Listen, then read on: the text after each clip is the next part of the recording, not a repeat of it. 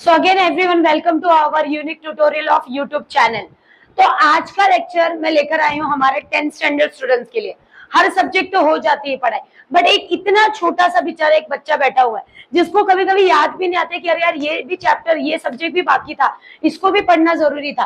तो थोड़ा सा आप लोग को याद दिला दूं कि हमारे सिलेबस के अंदर एक सिविक्स नाम का भी सब्जेक्ट है और उसके अंदर भी हमारे 4 to 5 चैप्टर्स है जिसको पढ़ना बहुत जरूरी है। तो मोस्ट ऑफ टाइम ऐसा होता है कि हम इन चैप्टर्स को और इस सब्जेक्ट को इतना वैल्यू नहीं दे पाते। तो आज मैं आपके लिए इस पूरे चैप्टर्स के लिए एक शॉर्ट वीडियोस में और शॉर्ट कंटेंट्स में ये चैप्टर्स लेकर आऊंगी ताकि आप लोगों को डिस्टर्बेंस नहीं हो। अगर आपको ऐसा लग रहा है कि अरे ये चैप्टर नहीं पढ़ने आ रहा है, बोर हो रहा है, चैप्टर रीडिंग नहीं जम रहा है, तो आपके लिए बहुत ही शॉर्ट में मैंने चैप्टर को एक छोटे छोटे की पॉइंट्स में कन्वर्ट कर दिया है, जैसे कि मैं हमेशा करती हूँ। मेरे बच्चों के लिए ऑल टाइम मेरा एक ही काम होता है कि हर चीज को छोटा करो, शॉर्ट करो, ताकि आप लोगों की मेहनत कम हो। तो आपकी मेहनत के लिए थोड़ा मैं अपनी मेहनत को बढ़ा लेती हूँ। तो आज के लेक्चर को स्टार्ट करते हुए सिविक्स का फर्स्ट चैप्टर का नाम है वर्किंग। वर्किंग का मतलब क्या होता है? काम। Working of constitution. आप कॉन्स्टिट्यूशन क्या होता है? बहुत बार ऐसा होता है कि हमें ये कॉन्सेप्ट नहीं क्लियर है कि कॉन्स्टिट्यूशन क्या होता है। तो ध्यान से समझो, यहाँ पे मैंने मीनिंग लिख के दिया है। चाहिए रहेगा तो इस लेक्चर के बाद मैं आपको इसका पूरा का पूरा स्क्रीनशॉट दे दूंगी, आप ले लीजिएगा। Constitution is a book. Constitution वो बुक है इन विच, जिसके अंदर रूल्स एंड रेगुलेशन लिखे हुए, सारे आर्टिकल, सारे राइट, सारे रूल्स और रेगुलेशन मेंशन है। किस रिगार्डिंग? कि as a citizen, as a Indian citizen, as भारतीय नागरिक मुझे किन चीजों का हक है, कौन से रूल्स मुझे फॉलो करने जरूरी है, मुझे क्या अलाउड है, क्या नहीं अलाउड है, ये सारी चीजें इस बुक के अंदर मेंशन होती है और इस बुक का नाम होता है constitution.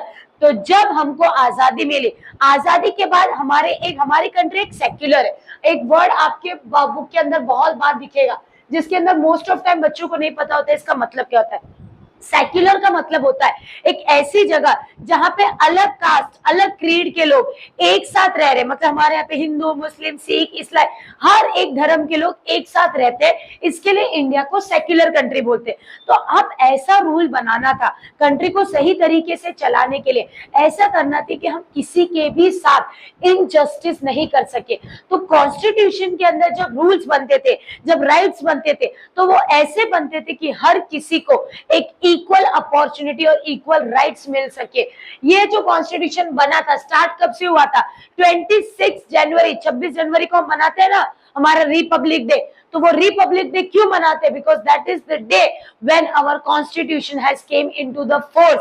Came into the force means it is the day when the constitution has actually started there working and the year in which it has started, that is 1947 is the year in which we got the independence and our constitution has started working from the 1950. So hope so now you are clear with the concept of what is constitution and where it started and what is the actual reason of making this constitution. So reason is just only that India is a secular country और किसी भी country या किसी भी घर को चलाने के लिए कुछ रूल्स और रेगुलेशन को फॉलो करना जरूरी होता है। उसके बाद अब ये जो बना था तो किस फोकस से बना था? कॉन्स्टिट्यूशन को बनाया गया था कि भाई हमें सोसाइटी में जस्टिस करना है, that is social justice. Society में हर किसी के साथ सही होना चाहिए, इक्वालिटी आनी चाहिए। कोई अमीर है, कोई गरीब है, जाति के ऊपर बहुत ज्यादा इनइक्वालिटी थी। अपर कास्ट है, इनको ये अलाउड है, लोअर कास्ट को मंदिर में ज्यादा अलाउड नहीं है, इनको किसी भी मंदिर की चीजों को छूना अलाउड नहीं है, बड़े कास्ट के साथ बैठना अलाउड नहीं है। ऐसी जो इनइक्वालिटी थी उसको खत्म करने के लिए, सोसाइटी में जस्टिस लाने के लिए कॉन्स्टिट्यूशन को बनाया गया था। क्लियर हो गया? नेक्स्ट, सबसे पहले किन चीजों पे ध्यान दिया गया? पहला कि कॉन्स्टिट्यूशन में ध्यान दिया गया डेमोक्रेसी। डेमोक्रेसी क्या है हम समझेंगे। सोसाइटी में जस्टिस होना चाहिए। जुडिशियल सिस्टम, जुडिशियल सिस्टम क्या होता है कि हमारी कंट्री के अंदर कोई अगर गलती करता है तो उसको क्या पनिशमेंट दी जाएगी, किसी के साथ गलत होता है तो उसके साथ क्या जस्टिस लिया जाएगा, इन सब का डिसीजन। जुडिशियल का मतलब होता है कोर्ट, जज। तो इसका सिस्टम प्रॉपर नहीं होगा तो शायद एक जो जो जिसने गलत किया होगा वो इजीली छूट जाएगा, और जिसने गलत नहीं किया होगा तो एक गलत जुडिशियल सिस्टम उसके ऊपर कुछ ना कुछ गलत एक्शन ले लेगी। तो होप सो आपके फर्स्ट पैराग्राफ का चैप्टर का अगर आप फर्स्ट 2 पैराग्राफ देखते हो तो उसके अंदर ये आपके इंट्रोडक्शन पार्ट्स में से जो मेन चीजें आपके एक्सप्लेनेशन की थी वो मैंने यहाँ पे कवर कर दी है। अब आते हैं चैप्टर के मेन कंटेंट पे। जैसे हमने आपको बताया कि जो मेन 3 पार्ट्स है और ये 3 पार्ट के ऊपर आपका पूरा चैप्टर चलने वाला है कि कॉन्स्टिट्यूशन किन 3 चीजों पे ध्यान देता है, democracy, social justice and judicial system. तो पहले स्टार्ट करते हैं कि डेमोक्रेसी क्या होती है। डेमोक्रेसी का मतलब क्या होता है? देखो, एक टाइम था मोनार्की सिस्टम था। मोनार्की सिस्टम में क्या होता था ना कि जो किंग होता था सारा का सारा पावर उस किंग के हाथ में रहता था, और अगर किंग की डेथ हो गई तो भाई उसका बेटा, फिर उसका बेटा, फिर उसका बेटा, तो वो जनरेशन से जनरेशन चलता था। कभी भी कोई कॉमन पब्लिक ये नहीं सोच सकता था कि भाई हमें भी मौका मिलेगा उस गद्दी पर बैठने के लिए, क्योंकि वो एक ही राजा और राजा का बेटा राजा, राजा का बेटा राजा, ये चलता आता था। पर डेमोक्रेसी का मतलब ये होता है कि भाई हर किसी को इक्वल राइट्स दिया जाएगा। डेमोक्रेसी में किसी राजा के हिसाब से काम नहीं होती है। डेमोक्रेसी में हमेशा पब्लिक मतलब उसके जो सिटीजन्स होते हैं उनके हिसाब से काम किया जाता है। सिटीजन्स डिसाइड करेगी कि हमारा लीडर कौन होगा। सिटीजन को अगर अपना लीडर नहीं पसंद आया तो वो उसको चेंज भी कर सकती है। तो डेमोक्रेसी में पावर कॉमन पब्लिक के हाथ में होता है, और मोनार्की सिस्टम या मोनार्ची सिस्टम जो होता है उसके अंदर पावर एक किंग के हाथ में होता है। तो it is nothing but just a proper distribution of power, कि एक टाइम था जब पावर एक इंसान लेके बैठता था और उसकी फैमिली उसको एंजॉय करती थी। टाइम बदला, पावर को बोल दिया गया भाई एक इंसान वो अपने हिसाब से करेगा, कॉमन पब्लिक की सुनेगा नहीं, तो जो पब्लिक है वो अपने लीडर को सिलेक्ट करेगी।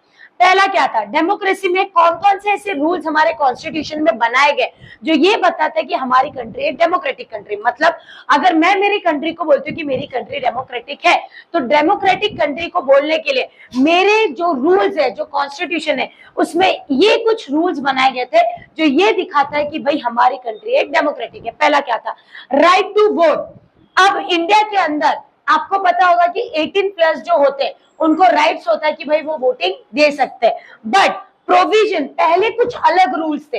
मतलब पहले के टाइम पे कैसा था ना कि कुछ वुमेन्स थे जिनको अलाउड नहीं करते थे वोटिंग के लिए, फिर कुछ लोअर कास्ट के लोग होते थे उनको अलाउड नहीं करते थे। So basically provision is nothing but rules and regulations जो थे उसको बंद किया गया कि भाई राइट टू वोट है, ये नहीं वोट कर सकता, ये नहीं वोट कर सकता, ये नहीं वोट सकता, स्टॉप।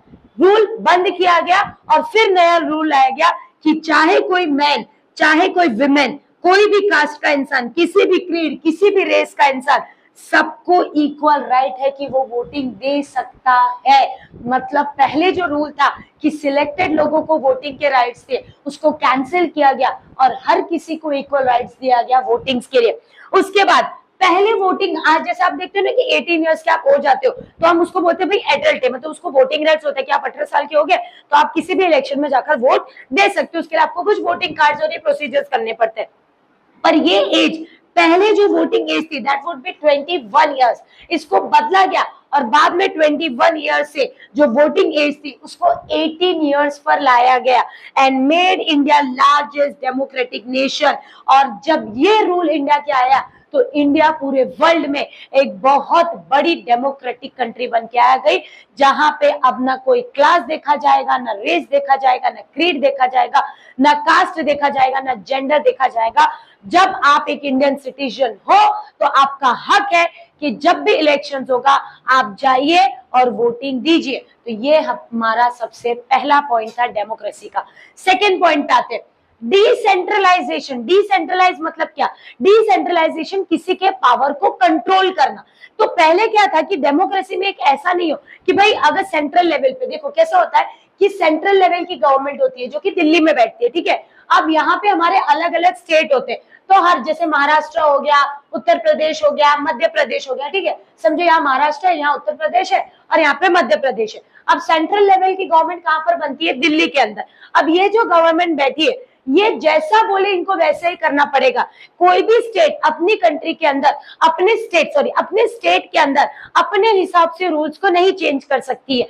तो ये जो चीज था इसको बंद किया गया और पावर जो था वो सबके हाथ से लेकर एक सही बैलेंस पावर सबको दिया गया। मतलब कुछ डिसीजन ऐसे होंगे जो स्टेट अगर अपने स्टेट के डेवलपमेंट के लिए स्टेट गवर्नमेंट लेना चाहती है तो वो ले सकती है, तो उसको सेंट्रल गवर्नमेंट की परमिशन की जरूरत नहीं है। पर कुछ ऐसे रूल्स होते थे जो सेंट्रल गवर्नमेंट अगर बनाती है तो स्टेट उसको डिनाइड नहीं कर सकता था, तो स्टेट को वो रूल मानना पड़ता था। तो दैट इज डिसेंट्रलाइज मतलब कि डेमोक्रेसी में जो हमने पावर दिया है उस पावर को थोड़ा सा कंट्रोल में करना। पहला क्या था, control the misuse of power and create opportunity for the political party.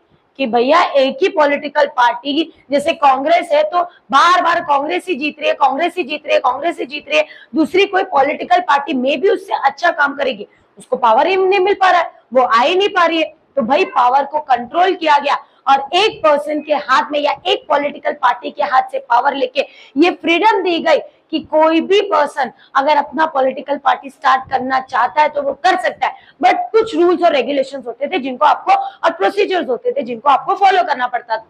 Directive principle of state policy, ये आपको चाहिए तो इसके ऊपर मैं एक अलग लेक्चर बनाऊंगी कि कुछ रूल्स बने थे कि हर स्टेट्स को क्या फॉलो करना चाहिए, वो मेंशन किया गया। Empowering the self government make genuine, और हर एक लोकल गवर्नमेंट जो थी, मतलब महाराष्ट्र की गवर्नमेंट है अगर हर चीज के लिए वो सेंट्रल पे, तो भाई अगर आपको अपने डिसीजन खुद कुछ लेने पर हर चीज के लिए आपको किसी और पे डिपेंड कर दिया तो आप अपनी चीजें उतने अच्छे से डेवलप नहीं कर पाओगे।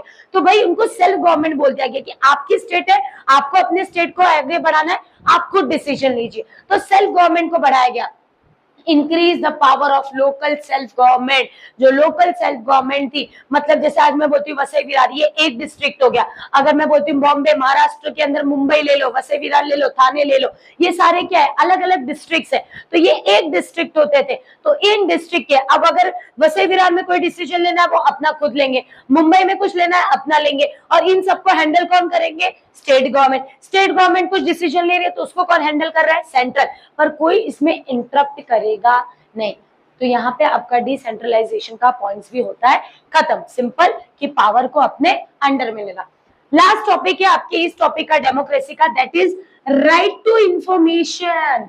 राइट टू इंफॉर्मेशन क्या होता है, बेस्ट एग्जांपल कि भाई गवर्नमेंट मेरी है ना, तो अगर गवर्नमेंट मैंने बनाई है, मैंने वोटिंग दिया और तब वो गवर्नमेंट बनी है, तो अगर गवर्नमेंट कोई काम करती है तो वो मुझे तो पता होना चाहिए कि अगर आप मेरे लिए कर रहे हो तो आप क्या कर रहे हो और क्या नहीं कर रहे हो, ये मुझे पता होना चाहिए। तो ये हमको ये हक दिया गया कि हमें सारी इंफॉर्मेशन गवर्नमेंट जो भी कुछ ऐसे होती है जिनको ऐसा नहीं कि सारी की सारी दी जाती है, कुछ ऐसी इंपॉर्टेंट इंफॉर्मेशन होती है जो गवर्नमेंट डिस्प्ले नहीं करती है, जो कि हमारे राइट से रिलेटेड इतनी नहीं होती, बट बेसिक इंफॉर्मेशन जो हमसे रिलेटेड है जिसकी वजह से हमें प्रॉब्लम नहीं हो, वो सारी इंफॉर्मेशन गवर्नमेंट को हमें देना पड़ता है।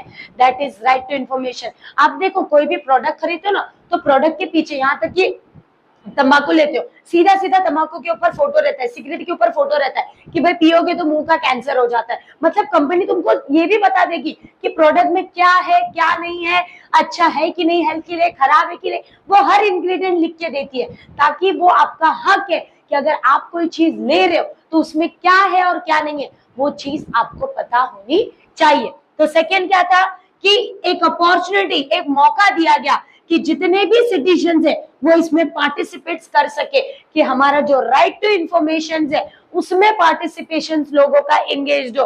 कम्युनिकेशन पब्लिक और गवर्नमेंट के बीच में, ऐसा नहीं कि हाँ सारी गवर्नमेंट आके बैठ गई और सारे पब्लिक से बात कर रही है, ऐसा नहीं होता है, लेकिन जो रूल्स बनता है उसको आप बताओ, अगर बताओगे so that is a kind of communication कि भाई गवर्नमेंट जो कर रही है वो हमको बता रही है, तो भाई कम्युनिकेशन एंगेज हुआ, जिसकी वजह से गवर्नमेंट जो थी बहुत ही ट्रांसपेरेंट, मतलब बोलते हैं ना जो एक कांच की तरह होता है जो दिखता है कि आगे पीछे क्या है, तो बहुत ही ट्रांसपेरेंट बन गए कि भाई कहाँ पे क्या है क्या नहीं है, वो सारी चीजें दिखने लगी।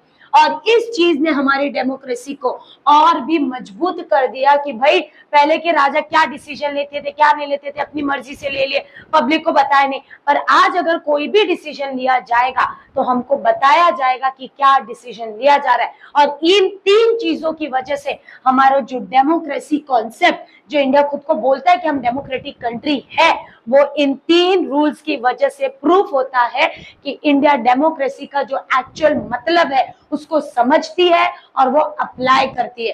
तो यहाँ पे हमारा जो फर्स्ट टॉपिक था डेमोक्रेसी का, वो होता है कंप्लीट। हमारे 3 फोकस में से डेमोक्रेसी का पार्ट होता है डन।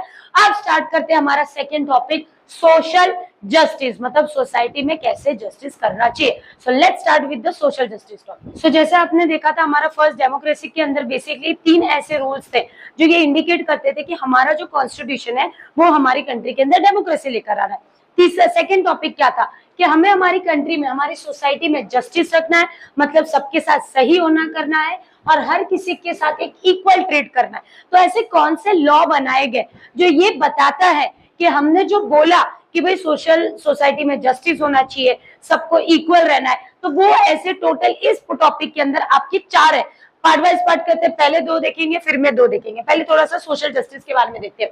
पहला सोशल जस्टिस क्या बोलता था कि सोशल कंडीशन जो रिस्पॉन्सिबल थी, जैसे सोशल कंडीशन क्या होता था, जैसे कि हमने बोल दिया कि भाई जो लोअर कास्ट के लोग हैं उनको मंदिर में अलाउड मत करो, अपर कास्ट वालों के घर में अलाउड नहीं करते थे, स्कूल्स में जाना अलाउड नहीं था। तो ये एक्चुअल में इतना बड़ा रूल नहीं था, पर ये हमारी सोसाइटी की ऐसी कंडीशन थी जिसकी वजह से ये इनजस्टिस होता था। तो ये सारी की सारी कंडीशन को हटा दो। Second, ending the discrimination. Discrimination क्या होता है, किसी के बीच में जो भेदभाव की जाती है। सो एंडिंग द डिस्क्रिमिनेशन किस बेस पे, upper caste lower caste, language के बेस पे, हिंदू मुस्लिम्स के बेस पे, रेस मतलब काले गोरे के बेस पे, प्रॉपर्टी, बहुत पैसे वाला इंसान है इसको सब कुछ दो, इसको अंदर आने दो, गरीब है बाहर रखो। तो ये जो इन सारी चीजों की कास्ट, लैंग्वेज, रिलीजन, रेस और प्रॉपर्टी के बेस पे लोगों के अंदर डिस्क्रिमिनेशन होता था, भेदभाव होता था, उसको स्टॉप करना था। बट मोर इम्पोर्टेंट कि ये चीज तो हम बोल रहे थे कि इसको करो करो करो, बट ये तभी होगा जब गवर्नमेंट इसके लिए एफर्ट डालती और इसके लिए कुछ नए पॉलिसीज मतलब इसके लिए रूल्स और रेगुलेशन निकालती, तभी ये होना पॉसिबल था। Next, bring the all section of society in main stream. मतलब ऐसा नहीं कि ये सेक्शन है इसको बहुत ऊपर रखा, ये सेक्शन को कोई भी पावर नहीं दिया। हर स्ट्रीम, हर सेक्शन एक जैसा पावर मिलना चाहिए, एक जैसे राइट्स मिलने चाहिए, मतलब सारे सेक्शंस को मेन स्ट्रीम में लेकर आना। Next, democracy help to reduce the social conflict. Social conflict क्या है, अमीर गरीब, काला गोरा, ज्यादा पैसा कम पैसा, ये सारी चीजें जो सोसाइटी के अंदर झगड़े करवाती, कॉन्फ्लिक्ट करवाती, इसको हटाना। तो जब हमने ये सोचा कि हमें ये रूल लेके आना है तो ये चीजें करनी थी, तो इन चीजों को करने के लिए ये रूल्स बनाए गए। पहले 2 रूल्स कौन से थे, policy of reservation of seats and scheduled caste and tribes. आज भी रिजर्वेशन के बारे में देखा होगा, मैं भी पता नहीं मैं सही हूँ नहीं हूँ, मे भी मेरा ओपिनियन गलत सकता है, बट अगर आप रिजर्वेशन सिस्टम, आज मुझे ऐसा फील होता है कि आप भले जॉब्स में रिजर्वेशन रखिए, बट एजुकेशन सिस्टम से रिजर्वेशन को पूरी तरीके से हटा देना चाहिए। क्योंकि आप रिजर्वेशन का मतलब क्या होता है कि अगर एक बच्चा 100 मार्क्स का पेपर देता है और वो जनरल कैटेगरी के अंदर है तो उसका 100 में से उसके कट ऑफ रखे जाते हैं 60, और वही अगर वो SC या ST से तो उसको रखा जाएगा 50। मतलब एक जो जनरल कास्ट का बच्चा अगर 60 लाता है और वो 50 लाता है, दोनों को एक लेवल पे रखा गया। तो ऐसी कुछ चीजें, बट उस समय पे ये लानी जो लाई गई थी, इसलिए लाई गई थी कि भाई इनको अगर हमने, क्योंकि पब्लिक सुनने के लिए तैयार नहीं, कानून आ गया, लॉ आ गया, तो इनको सुनना पड़ेगा, और अगर वो नहीं करेंगे तो उनके लिए कुछ एक्ट भी निकाले गए थे।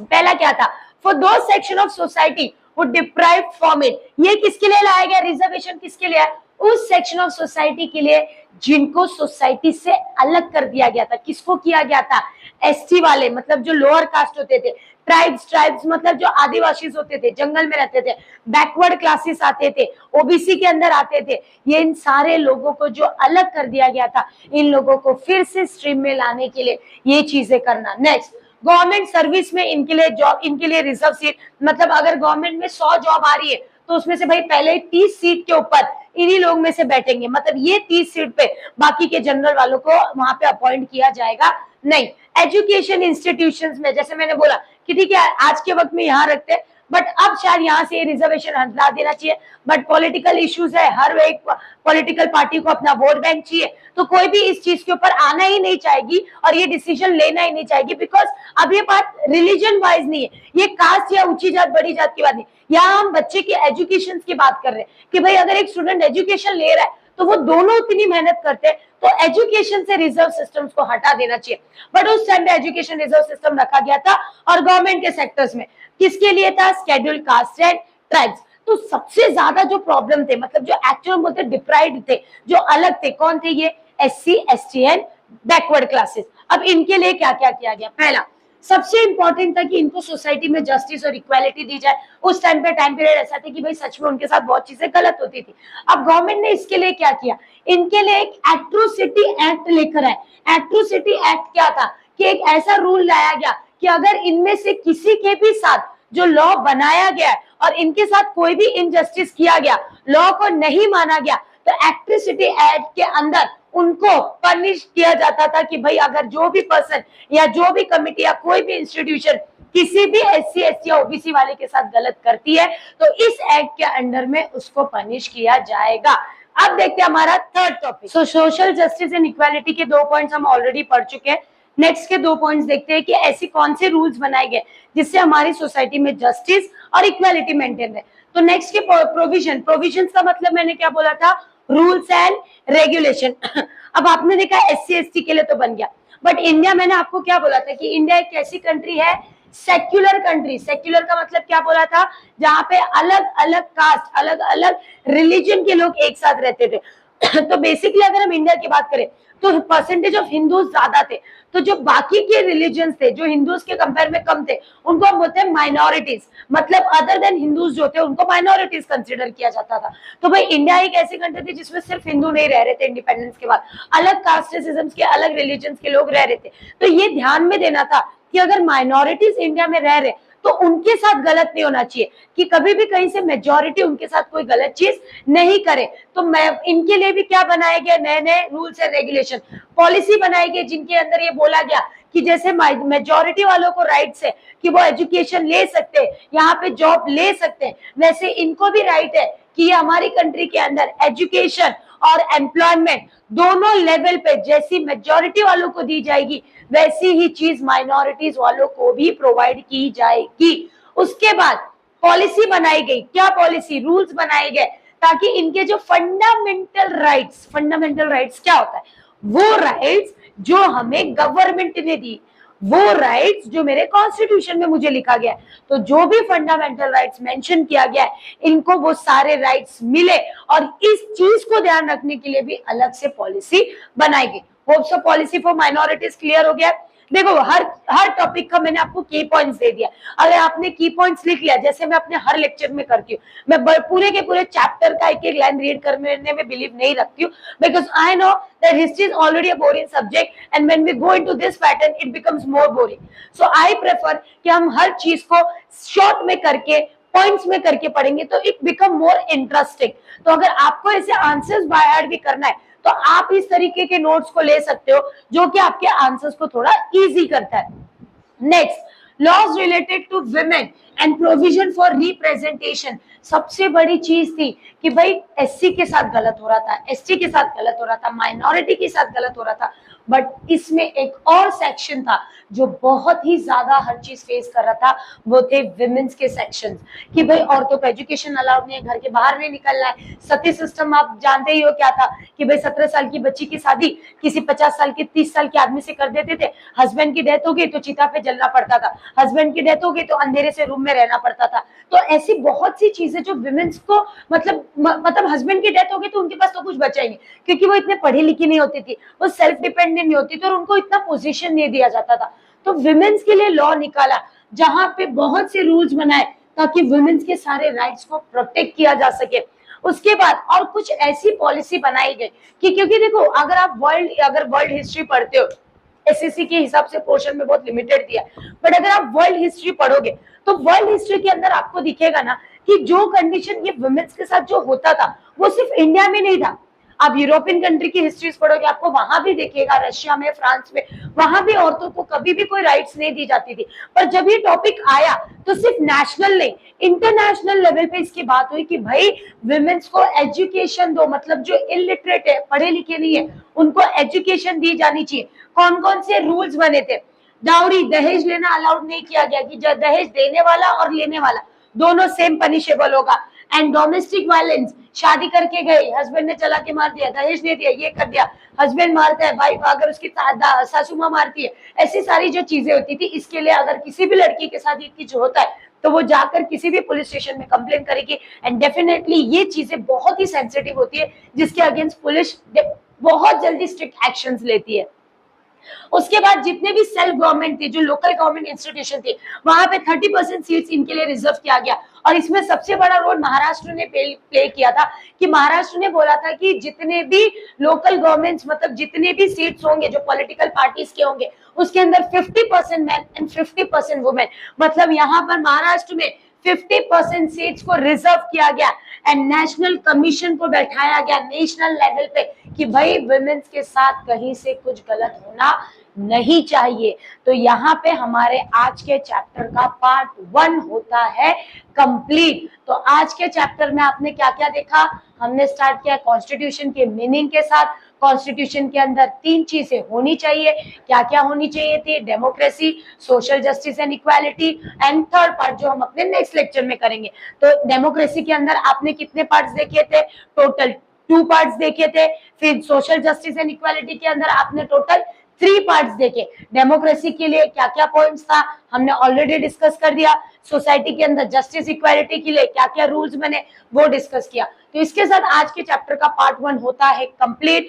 फटाफट अगर वीडियो को आगे प्ले करते रहो और जितना भी मैंने नोट्स लिखा था उसको एक बुक के अंदर फटाफट लिख लो, क्योंकि ये पढ़ लिया तो न क्वेश्चन आंसर पढ़ने की जरूरत है, न टेक्स्ट बुक पढ़ने की जरूरत है, क्योंकि इसी पॉइंट्स में आपका क्वेश्चन आंसर, एक्स्ट्रा रीडिंग सब कुछ कवर होता है, कुछ एक्स्ट्रा करने की जरूरत नहीं है। और यही खासियत है यूनिक ट्यूटोरियल के आपके वीडियोस में कि एक ही वीडियो के अंदर text book reading and question answer बाहर सब कुछ आपका हम कवर करवा ले रहे हैं।